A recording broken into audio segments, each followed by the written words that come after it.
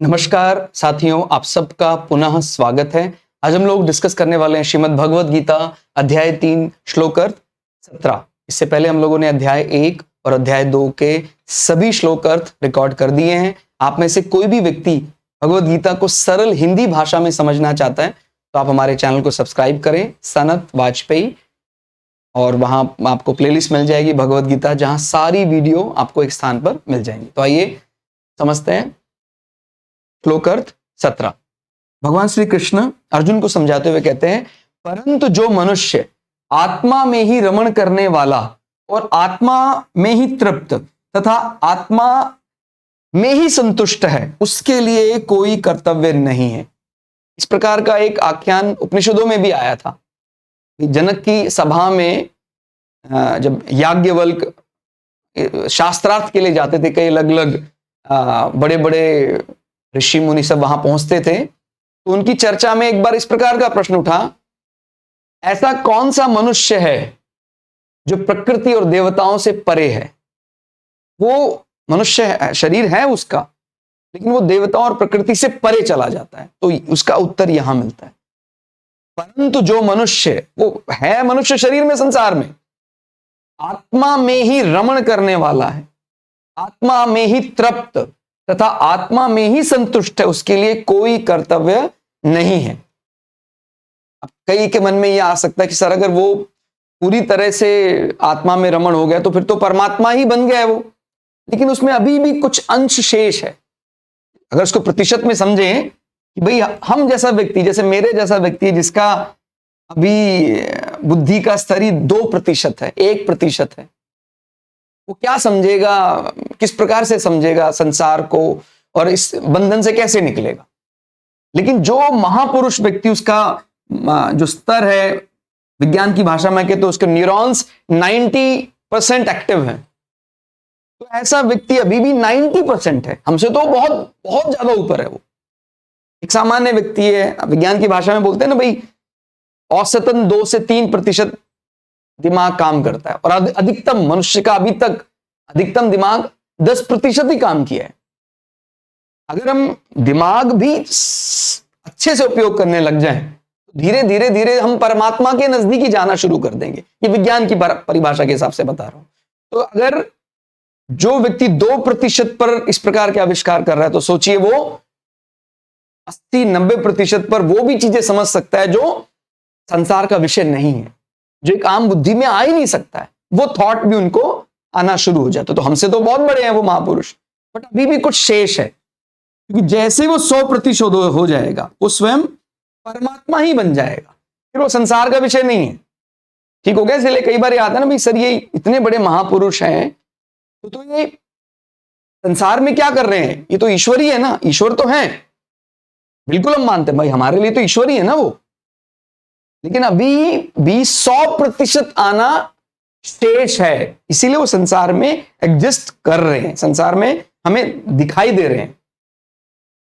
ठीक हो गया? तो ये समझना है कि 100% का मतलब क्या हो गया? संपूर्ण हो गया, और जो संपूर्ण है वो संसार का विषय नहीं है। देखो, ठीक हो गया? तो जो भी ऐसे शरीर हैं जो यहां धरा पर हैं, लेकिन वो आत्मा के आनंद में ही रमण करते हैं, उनके लिए सांसारिक वस्तुओं को कोई अर्थ नहीं है, ऐसा व्यक्ति, उसके लिए कोई ऐसा कोड ऑफ कंडक्ट का पालन करना कंपलसरी नहीं है। लेकिन ये बहुत, इसको अच्छे से समझना है। केवल मन से मान लिया कि हाँ सर मैं भी ऐसे ही, मैं भी तो आत्मा के आनंद में ही रहता हूं, और अपने अपना अपना करते हैं, माने ये कोई स्लोगन रटने वाली बात नहीं है। इसको तो अंतर मन में उतारना पड़ेगा।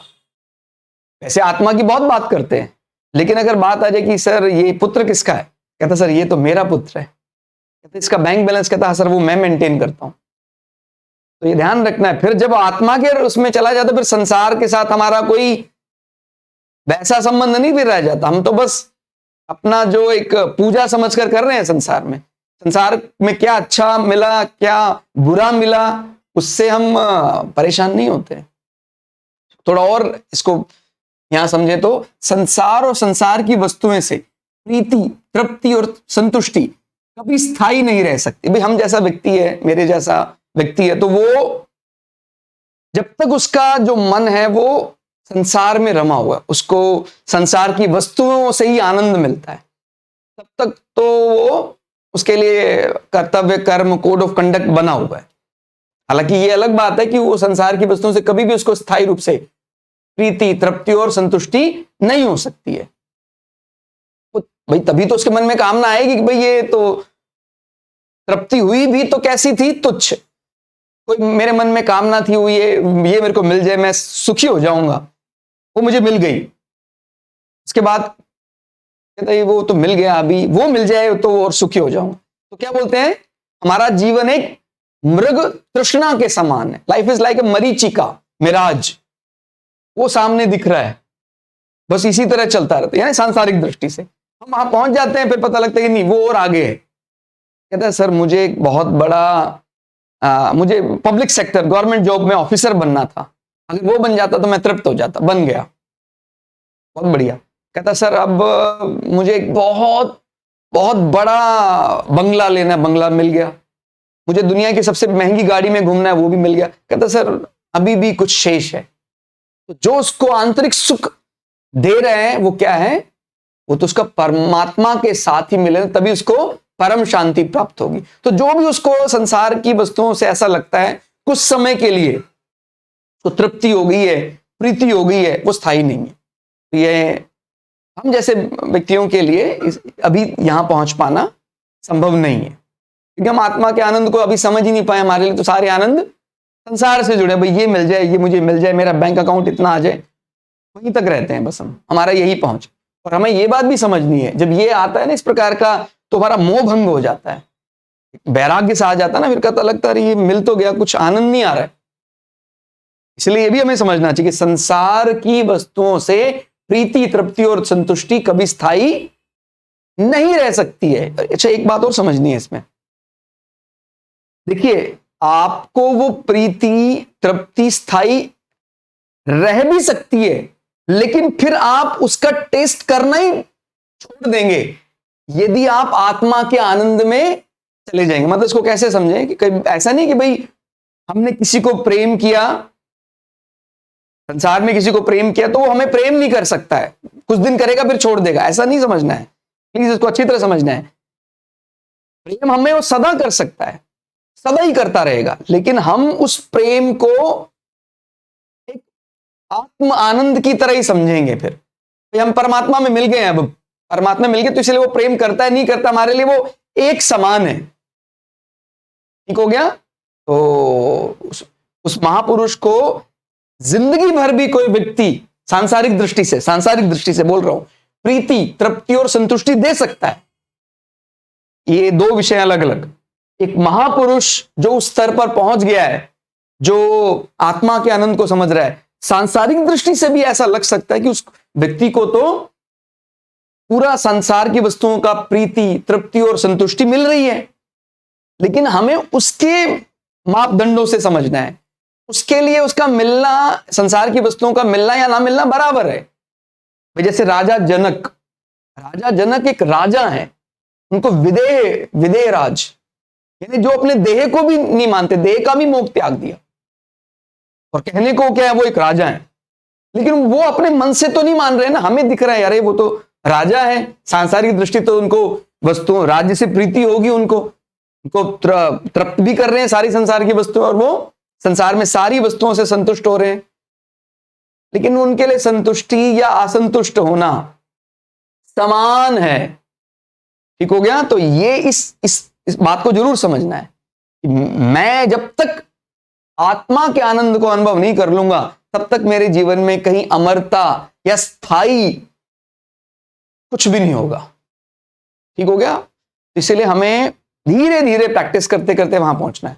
अगली लाइन को पढ़ें। जिन मनुष्यों का संसार से संबंध है, कर्तव्य उन्हीं के लिए। मेरे जैसा व्यक्ति है वो तो संसार के ही विषय चाहता है, तो इसलिए मेरे लिए कर्तव्य कर्म स्ट्रिक्टली फॉलो करना जरूरी है। ठीक हो गया। और अगर मैं हर जगह उसी आत्मा के आनंद को अनुभव करने लग जाऊंगा, फिर मेरे लिए क्योंकि मैं तो हर जगह उसी परमात्मा को देख रहा हूं। लेकिन ये ध्यान रखना, ये इतना सरल नहीं है। अपना सब कुछ त्यागना पड़ेगा, अपने आप को भी त्यागना पड़ता है आत्मा के आनंद में। सब कुछ तो वही है ना। फिर आप ऐसा नहीं कह सकते कि ये घर जो है, ये घर मुझे स्थायी रूप से मुझे रखना है। कहता भाई जो प्रारब्ध करता है मैं उसी में आनंद लेता हूं। कहता सर प्रारब्ध तो ये चाहता है आपको ये घर खाली करना पड़ेगा। कहता उसमें भी आनंद है। कहता प्रारब्ध ये चाहता है आपको बाहर फुटपाथ पर रहना पड़ेगा। कहता हम सब में वही देख रहे हैं, अब हमें संसार से कोई मोह नहीं है। और फिर प्रारब्ध ही वो चाह सकता है कि आपको पुनः राजा बना दिया गया।